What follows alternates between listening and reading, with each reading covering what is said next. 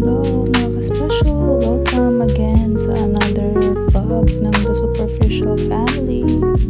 After namin mag-check-in sa hotel, dumiretso na kami sa Jollibee dahil gutom na talaga kami. At syempre, gusto rin namin kumain ng maayos na pagkain. Gusto namin ng may rice.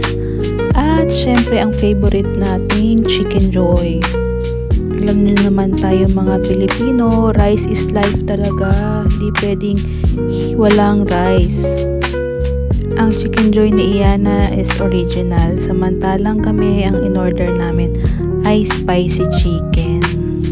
Nakakatawa rin talaga si Iyana at hindi talaga nagsasawa sa Jollibee kahit kaming matatanda. Sarap na sarap pa rin kumain sa Jollibee kahit saan mang sulok ng mundo yan. Bale, nung hindi pa kami nakakapag-book ng hotel, naghanap talaga si Nasser kung ano ang malapit na hotel sa Jollibee para at least mabilis lang namin mapuntahan. Grabe talaga, as in, ang lapit-lapit lang ng Jollibee doon sa hotel namin. Konting lakad lang, Jollibee na agad. So talagang hindi kami magugutuman. So anytime na magutom kami at mag-crave pa rin ng Jollibee, mabilis lang namin mapuntahan, o diba? So after namin kumain, nag-start na kami maglakad. Kung mapapansin nyo, maraming buildings na malalaki dito sa New York. Para din siyang nasa Manila, Makati, ganyan. Grabe, ang dami ring tao dito. Parang everyday daw talaga maraming pupunta dito na turista. So, nakakita kami ng souvenir shop. Ayan, bumili na kami ng magnets para sabi namin baka hindi na kami makabalik kaya bumili na rin kami agad. Wow. At after nun, ayan, basta may makakita kaming buildings na maganda, kapapicture kami, parang National Library ata yan.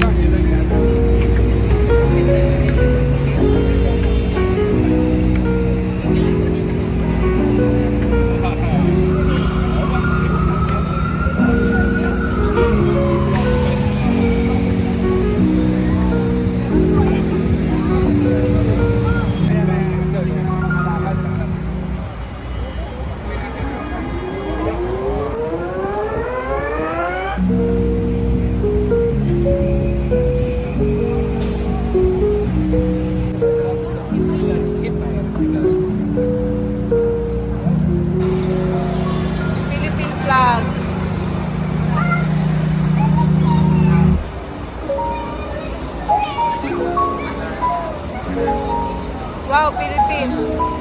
Wait, please, can we go there? At papunta na kami sa St. Patrick's Cathedral. Bale, andito na kami sa Midtown Manhattan. Kung mapapansin nyo, ang St. Patrick's Cathedral para siyang simbahan sa Italy. As in, ma-amaze ka talaga sa ganda. Kaya pag pumunta kayo sa New York, huwag nyo kakalimutang pumunta dyan at magpa-picture. Ice cream, ice cream, ice cream.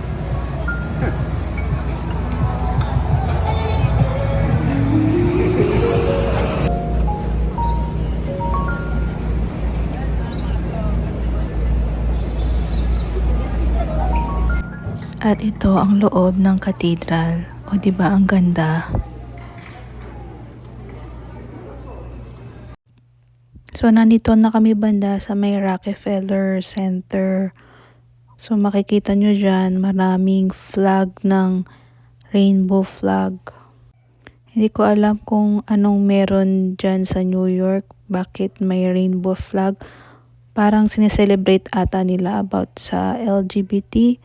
I'm not sure ha, parang LGBT week that time. Kung mapapansin nyo talaga, no, ang gaganda ng mga buildings dito. Talagang nakaka-amaze. Daddy?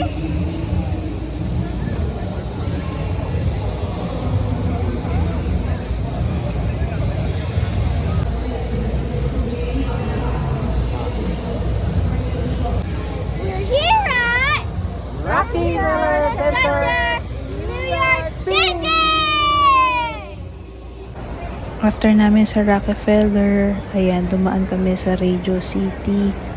At that time, Sold out magpe-perform kay si Diana Ross. Sold Kaya out. makikita nyo, ang haba ng pila, ang daming tao. Sold out. Tapos nakalagay Sold na out rin sila. dyan, sold out na rin. So, hindi ka na rin Haba ng makakabili pila. kung naandyan ka lang nakapila. Maybe kailangan mo talagang bumili ng ticket online.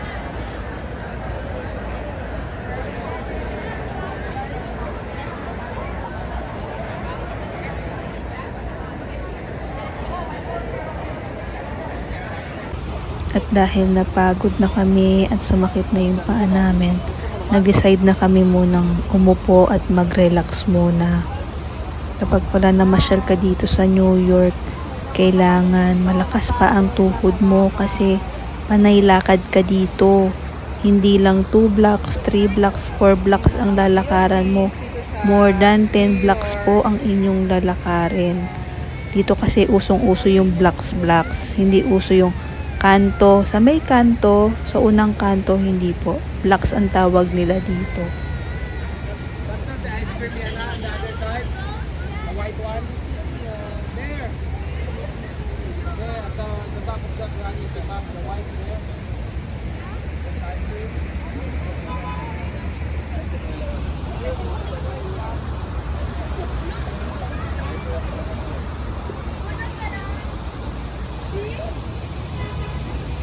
At eto na nga, andito na kami sa Times Square. Maganda talagang pumunta dito pag madilim na kasi kitang-kita mo ang ganda ng mga billboards. Kapag sa umaga kasi pumunta, hindi masyadong kita ang ganda nila. Dati pinapangarap lang namin to na makarating dito sa Times Square. At ngayon nga, abot kamay na namin. Andito na kami sa Times Square, hindi talaga kami makapaniwala. Sikat na sikat kasi to. At hindi mo pwedeng mamiss to kapag naandito ka sa New York. Kaya makikita nyo, ang dami talagang tao dito.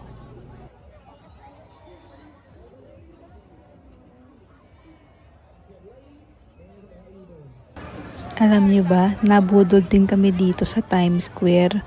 Gawa kasi to si Iana, pagkakita kay Minnie Mouse, bigla siyang hinag ni Mickey Mouse at sabi magpa-picture daw. Alam niyo ba, may bayad pala yung mga yan. Hihingi sila talaga ng tip after mo magpa-picture. At alam niyo ba kung magkano ang hinihingi nila? $20. Kaya huwag kayong magpapabudol sa mga ganyan sa Times Square. At nag-decide na rin kaming umuwi that time kasi nga ang dami na ring tao at malayo-layo pa rin ang aming lalakarin.